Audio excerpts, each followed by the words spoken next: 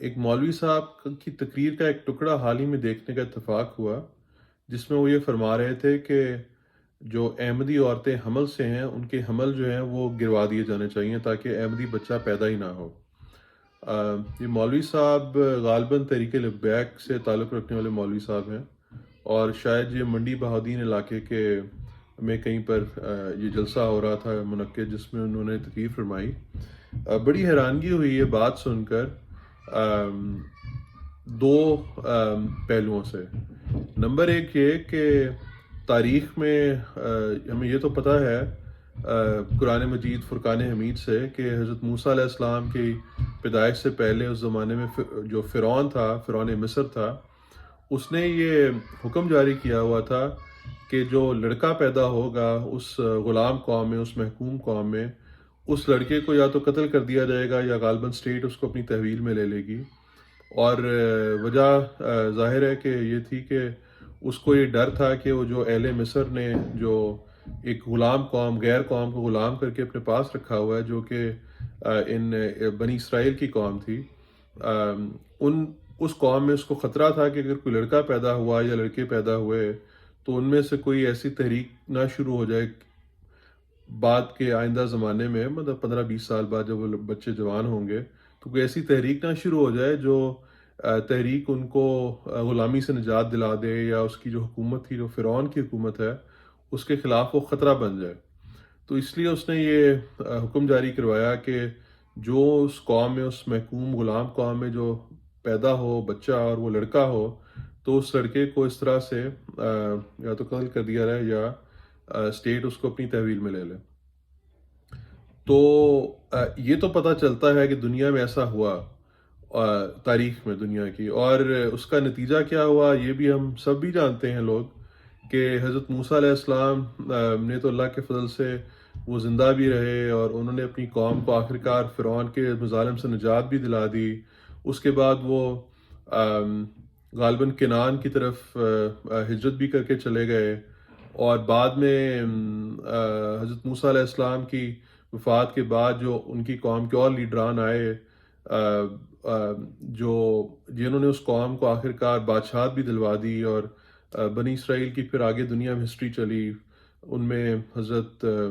سلیمان آئے، حضرت داؤد علیہ السلام آئے، وغیرہ وغیرہ، اور ایک لمبی بات آگے چلی جائے گی، لیکن یہ بات بہرحال تاریخ میں معین ہے کہ حضرت موسیٰ علیہ السلام کے پیدا ہونے سے اور ان کے فرعون کے مظالم سے نکل جانے کے بعد، باوجود اس کے کہ فرعون جو مصر فرعون تھا،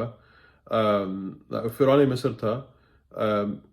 وہ جو اتنی بڑی بادشاہت کا مالک تھا، کیونکہ فرعون جو مصر ہے وہ جو لوگ تاریخ کو جانتے ہیں انہیں پتہ ہے کہ یہ جو دنیا میں 4 یا 5 بڑی تہذیبیں بتائی گئی ہیں،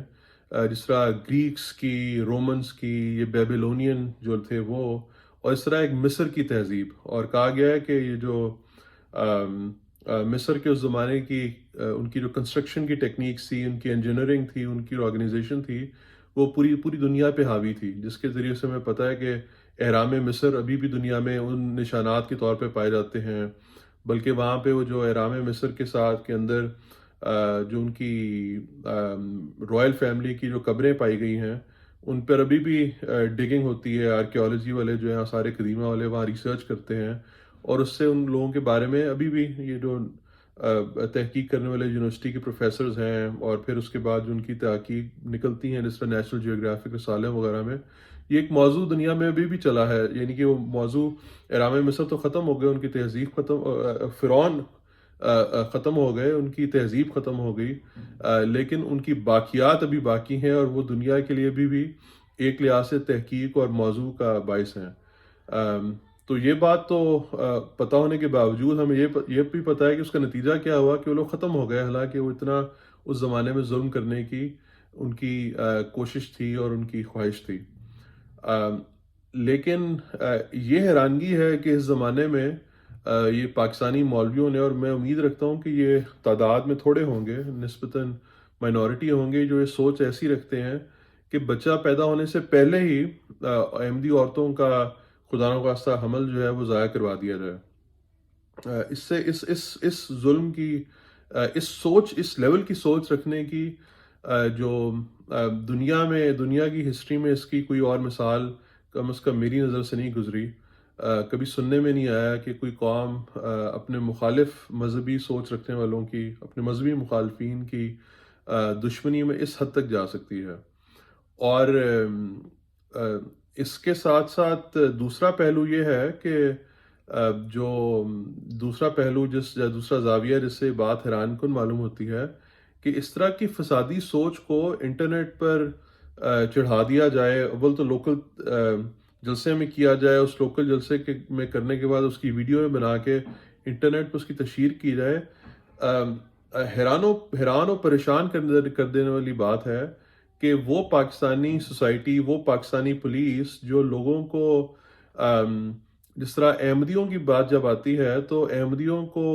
ان کے گھروں کے اندر قربانی کرنے پہ، جو بکرے جانور کی قربانی ہوتی ہے عید الاضحیٰ پر،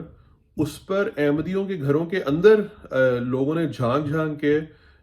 اس عمل کی قربانی کرنے کی شکایت پولیس میں کی ہے، اور پولیس نے اس پہ ایف آئی آریں کاٹی ہیں،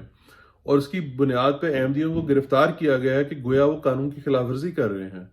لیکن اس طرح سے مولوی دن دہاڑے شرانگیز اور فسادی بیانات کرتے رہیں، دوسرے کی جان لینے کی باتیں کرتے رہیں، نہ پیدا ہونے والے بھی بچے اس کا قتل اگر کہا جائے تو کرنے کے مترادف، بلکہ اس کی ماں کو قتل کرنے کی طرف لوگوں کو اکسا رہے ہوں، یہ کھلے عام باتیں ہو رہی ہوں اور کوئی اس کی پرواہ کرنے والا نہ ہو، کوئی جو قانون نافذ کرنے والے ادارے ہیں ان کو اس کی اطلاع کرنے والا نہ ہو. یہ بڑی حیران کن بات ہے.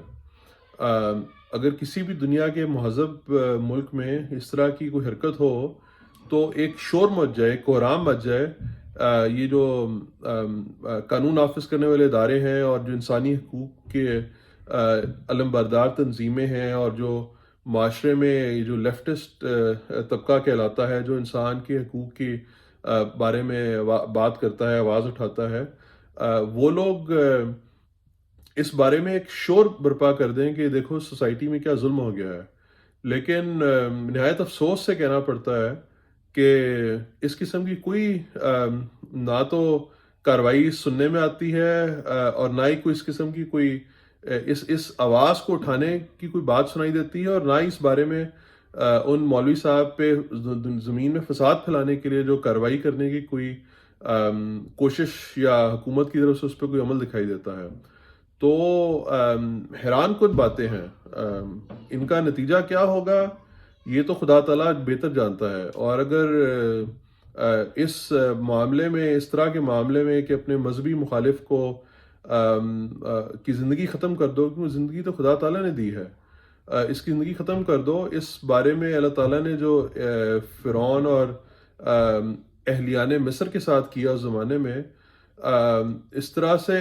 خدا تعالیٰ آئندہ آنے والے زمانے میں بھی یہ کام کر سکتا ہے کہ اس سوچ رکھنے والے لوگوں کو دنیا کے لیے عبرت کا نشان بنا دے. کب ہوگا، کیسے ہوگا، کس طریقے سے ہوگا، یہ تو خدا تعالیٰ بہتر جانتا ہے، ہم نہیں کچھ کہہ سکتے. لیکن نہایت قابل افسوس اور نہایت قابل مذمت حرکت ہے، جو خبر ہے جو پاکستان سے سننے میں آتی ہے. اور کسی چلو مولوی ہے جو وہ کہہ رہا ہے، جو وہ کہنا چاہتا ہے وہ کہہ رہا ہے، لیکن جو پڑھے لکھے عوام ہے، جو سلجھا ہوا طبقہ ہے، جو ان باتوں کو سمجھتا ہے کہ یہ غلط ہے اور یہ سوسائٹی میں فساد پھیلانے کا باعث ہے، وہ اس بارے میں کیوں کچھ نہیں بولتا اور اپنی آواز کو زیادہ بلند کوئی نہیں کرتا؟ کچھ کہا نہیں جا سکتا سوائے اس کے کہ انسان افسوس کرے اور خدا تعالیٰ سے دعا کرے کہ اللہ تعالیٰ